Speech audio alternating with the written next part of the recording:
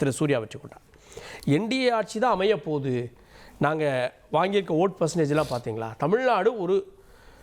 தமிழ்நாட்டில் பெரிய அதிருப்தி இருக்குது, எங்களுடைய கூட்டணி வெல்ல போகுது அப்படின்றத நேற்று அமித்ஷா சொன்ன செய்தி.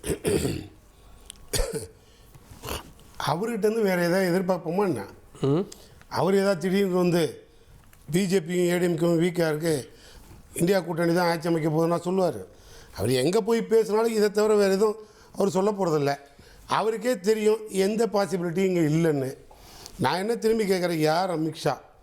தமிழர்களோட நலனை காத்த தியாகியா அல்லது தமிழர்களை எதிர்த்த துரோகியா? நாங்கள் இதை கேட்க மாட்டோமா? மத்திய உள்துறை அமைச்சர், ஒரு உள்துறை அமைச்சர், எங்களுக்கெல்லாம் உள்துறை அமைச்சரா இல்லை ஒன்லி தமிழ்நாட்டில் திமுகவை தாண்டி தமிழர்களுக்கு இல்லாத உள்துறை அமைச்சரா? தமிழர்களை திருடன்னு பேசின வாய் யார்? அமித்ஷா வாய் தான். இன்றைக்கி தமிழர்கள்ட்ட வந்து விடமாட்டோம், அதுவும் யாரை விடமாட்டோம்? உதயநிதி ஸ்டாலினையும் ராகுலையும் முதல்வராக விட மாட்டோம். இவரை முதல்வராக, அவரை பிரதமராக. நான் என்ன கேட்குறேன், இதை யார் முடிவெடுக்கிறது? மக்களா? மன்னராட்சியா? மக்களாட்சியா? மன்னராட்சினா அமித்ஷா முடிவு பண்ணட்டும், மக்களாட்சினா மக்கள் முடிவு பண்ணட்டும். யார் முடிவு? அமித்ஷா விட மாட்டேன்னா அவர் தனிப்பட்ட முறையில் பண்ண போறாரா? ஒரு கட்சியை வச்சு மக்கள் ஆதரவை பெற்று ஆட்சி அமைக்க போறோம். அது என்னது? அது வந்து நீங்க பேசிட்டு போங்க. திமுக செய்யாத அத்தனையும் நான் செய்கிறேன், இந்த திமுக மேலே இவ்வளோ குற்றச்சாட்டு இருக்கு, நான் பகிரங்கமாக எடுத்து பட்டியல் போடுறேன், விட்டு பாருங்க. நாங்கள் விடுறோமே பட்டியலை. 7.5 லட்சம் கோடி ஊழல் என்னாச்சுன்னு நாங்கள் கேட்குறோம். ரஃபேல் ஊழல் என்னாச்சுன்னு நாங்கள் கேட்குறோம். 5 லட்சம் கோடிக்கு ஹெராயின் பிடிப்பட்டது, போதைப் பொருள் என்னாச்சுன்னு கேட்குறோம். இவர் மாநிலத்திலேருந்து கேட்குறோம்.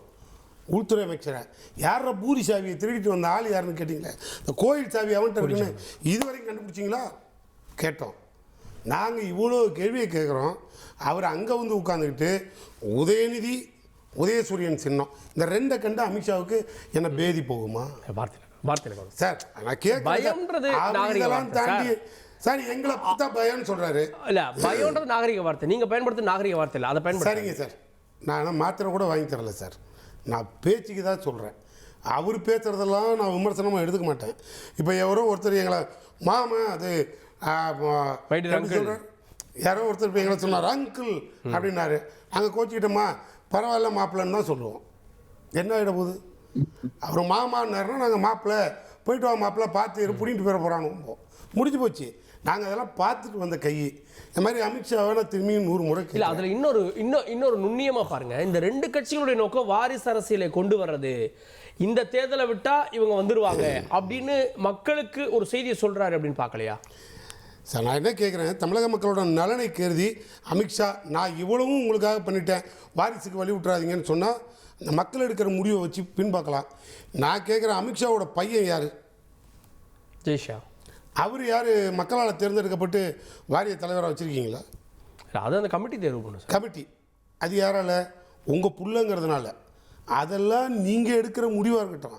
ஆனால் இங்கே நாங்கள் எங்கள் புள்ளன்னு சொல்லிட்டு நேரடியாக பிடிச்சிட்டு வந்து துணை முதலமைச்சர் ஆக்கலை, நேரடியாக பிடிச்சி வந்து மந்திரி ஆக்கலை, நேராக கூட்டு வந்து அசம்பிளியில் உட்கார வைக்கல, எலெக்ஷனில் பிடிச்சி தள்ளி விட்டோம், மக்கள்கிட்ட தள்ளி விட்டோம் சார். முடிஞ்சால் போய் மக்கள் சேவை செஞ்சுட்டு மக்கள்கிட்ட போய் நன்மதிப்பு இருந்தால் ஓட்டு வாங்கிட்டு உள்ளே வாப்பான்னு தள்ளி தான் விட்டார். யார் அன்னைக்கு வந்து அமித்ஷா பேசுறது? யார்? அமித்ஷா சொல்றது அன்னைக்கு அமித்ஷா யார் மக்கள்கிட்ட உங்களை செல்வாக்கு இழக்க செய்வோன்றதான அந்த பொருள். தமிழக மக்கள் அது முடிவெடுப்பாங்க. அதில் நாங்கள் மட்டும் பின்வாக்கலை, நாங்கள் தெளிவாக இருக்கோம். அமித்ஷாவுக்கு துணிச்சலும் தெம்பும் திராணிகள்லாம் இருந்தால் ஒன்று சொல்கிறாரு. இப்போ கூட அதில் சொல்கிறார், எடப்பாடி முதலமைச்சர், அதில் மாறல, ஆனால் கூட்டணி ஆட்சி. நான் கூட ஒரு முடிவில் இருக்கேன். என்ன தெரியுமா?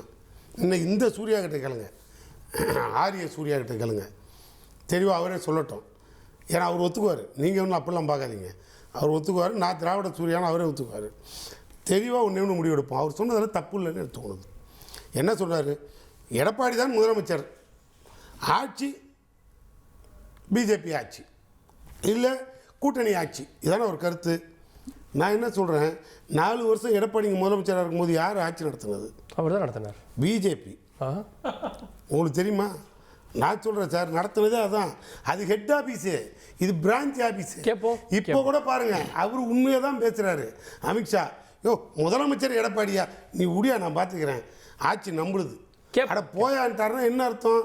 எடப்பாடி எந்த கம்பெனியில் எம்டிஆர் இருக்காருன்னு தான் கேள்வி கேட்போம். காங்கிரஸ் கட்சியினுடைய செய்தி தொடர்பாளர் திரு SRS இப்ராஹிம் இணைந்திருக்கார். நிகழ்ச்சிக்கு அவரை வரவேற்கிறேன். நான் திரும்ப வரேன் திரு இப்ராஹிம். நான் திரு சூர்யாட்ட இன்னொரு மாநிலத்தவர் எப்படி எங்கள் மாநில முதலமைச்சரை தேர்வு செய்ய முடியும் அப்படின்னு கேட்குறாரு ஆராசா. உங்களுக்கு பேசுவதற்கு எதுவுமில்ல. இந்த மாதிரி வார்த்தை ஜாலங்களில் விளையாடுவது திமுகக்கு நிகர் யாருமே இல்லை. ராகுல் காந்தி நாளைக்கு பிரச்சாரத்துக்கு ஸ்டாலினை முதல்வர் ஆக்குவோம் அப்படின்னு சொன்னால் உடனே இன்னொரு மாநிலத்தர் எப்படி சொல்லலாம் அப்படின்னு கேட்டால் அது எவ்வளோ நகைப்புக்குரியதாக இருக்குமோ அதே போன்று இதுவும் நகைப்புக்குரியதாக ஒரு கருத்தியல் இல்லாத ஒரு விமர்சனமாக நான் பார்க்குறேன். முதல்ல அதாவது அண்ணனுடைய குற்றச்சாட்டுகளுக்கு பதில் சொல்வதற்கு முன்னாடி அமித்ஷா என்பவர் யார் ஒரு 2-3 நிமிடங்கள். நான் காலேஜ் செகண்ட் இயர் படிச்சுட்டு இருக்கும்போது முதல்ல அவர் பார்க்குறேன். 2012ஆம் ஆண்டு குஜராத்தில் மகாத்மா காந்தி மண்டபம்னு ஒரு மிகப்பெரிய ஒரு கட்டிடத்தை கட்டி அதற்கு திறப்பு விழா பண்ணுறாங்க. அதில் முதல்ல அவரை பார்க்குறேன். ஒரே ஒரு பையனோட ஒரு பட்டன் ஃபோன் மட்டும் அந்த பையன் வச்சுருந்தான். இவர் உள்ள மீட்டிங்கில் உட்கார்ந்துட்டு கொண்டிருந்தார். அந்த மீட்டிங்கில் அந்த ஒரு நிகழ்ச்சிக்காக ஏற்பாடு பண்ணுவதற்கு எவ்வளவு துல்லியமாக அவர் திட்டம் போட்டுட்டு இருந்தார், அதை எப்படி எக்ஸிக்யூட் பண்ணார் அப்படின்றத பார்த்ததுலேருந்து தொடர்ந்து வந்தால் 2013ஆம் ஆண்டு ராஜ்நாத் சிங் அவர்கள் தேசிய தலைவரான உடனே திரு அமித்ஷா அவர்களை தேசிய பொதுச் செயலாளர் ஆக்குறார். பிஜேபிக்கு உத்தரப்பிரதேசத்தினுடைய பொறுப்பாளர் ஆக்குறார். அவரை ஆக்கியவுடன் முலாயம் சிங் சொன்ன வார்த்தை என்னவென்றால், அடுத்த 9 மாதங்களில் தேர்தல் வருகிறது, அமித்ஷா அவர்கள் உத்தரப்பிரதேசத்தை சுற்றி பார்ப்பதற்குள் தேர்தல் முடிந்துவிடும், அவரால் இங்கே எதுவும் செய்ய முடியாதுன்னார். தேர்தல் முடிவு பார்த்திங்கன்னா 80 இடங்களில் 73 இடங்களை பாஜக வென்றது. இரண்டாவது, அந்த தேர்தல் முடிஞ்சு தனிப்பெரும்பான்மையோட ஆட்சிக்கு வந்தோம்னா அதற்கு முக்கிய காரணம் அமித்ஷா அவர்கள். அவர் தேசிய தலைவராகிறார். அப்போ 5 மாநிலங்களில் தான் பிஜேபி ஆட்சியில் இருந்தது. அவர் தேசிய தலைவராக இருந்த 4 ஆண்டுகளில்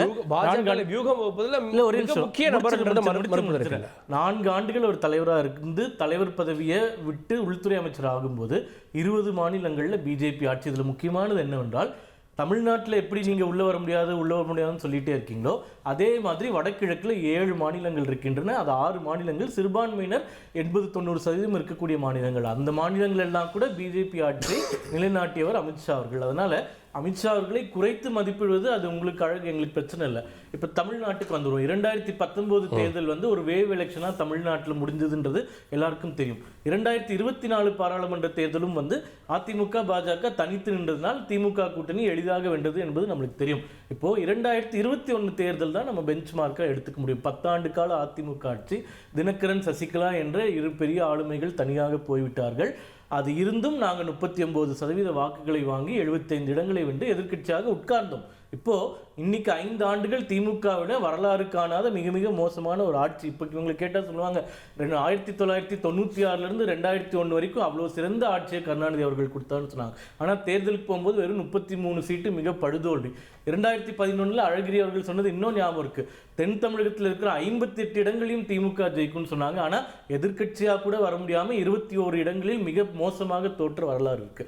எல்லா கட்சிக்கும் அந்த வரலாறு இருக்கு. அதாவது திமுக வரலாற்றுல அதிமுக முதலமைச்சர் வேட்பாளரே தோத்த வரலாறு இருக்கு. நான் என்ன சொல்றேன்னா, 10 ஆண்டு ஆட்சி முடிஞ்சே நாங்க 1.5% தான் தோத்தோம். 5 ஆண்டு மிக மோசமான ஒரு ஆட்சியை நீங்க கொடுத்துருக்கீங்க. கொடுத்த வாக்குறுதிகள்ல முக்கியமான வாக்குறுதிகள் ஒன்று கூட நிறைவேற்றாம மக்களை ஏமாற்றி கொண்டே வந்திருக்கீங்க. நம்ம சென்னையில் பார்த்தோம், துப்புரவு பணியாளர்கள் போராடுறாங்க, ஆசிரியர்கள் போராடுறாங்க, செவிலியர்கள் போராடுறாங்க. இவர்கள் முக்கியமா ஆட்சிக்கு வந்ததற்கான காரணத்திற்கான அனைத்து வாக்குறுதிகளும் நிறைவேற்றப்படவில்லை. இவர்கள் மிக மோசமான ஒரு தோல்வியை சந்திப்பதற்கு தயாராகி கொண்டிருக்கிறார்கள். நீங்க நம்பரை வச்சு கணக்கு போடுறீங்க. இந்த 4.5 ஆண்டுகள்ல அரசு என்ன செஞ்சிருக்குன்னு ஒண்ணு இருக்குல்ல, அதுதான் சொல்றேன். அது பாசிட்டிவ் ஓட்டா மாதிரி இருந்தா மாறாது. ஏனென்றால் அதற்கும் நான் தரவு சொல்றேன். 2019ஆம் ஆண்டு பாராளுமன்ற தேர்தலில் திமுக கூட்டணி 53% வாக்குகளை பெற்றிருந்தது. சரியா? அப்ப கமலஹாசன் ஒரு 5% வாக்குகள், அப்போ 58% வாக்குகளை பெற்றிருந்தார்கள். இந்த 2024 தேர்தலில் இவர்கள் வெறும் 43% வாக்குகள் தான் பெற்றிருக்கிறார்கள், கமலஹாசன் உட்பட. அப்ப 15% வாக்கு சரிவு திமுகவிற்கு பாராளுமன்ற தேர்தலே நடந்திருக்கு. அப்ப இவ்வளவு மோசமான ஒரு ஆட்சியை கொடுத்திருக்கக்கூடிய நீங்கள் 2011 வந்த மாதிரியே எதிர்கட்சியாக கூட உட்கார வைக்க முடியாத ஒரு நிலைமைக்கு தள்ளப்படுவீர்கள். அதை வரலாறு பார்க்க தான் போகிறது.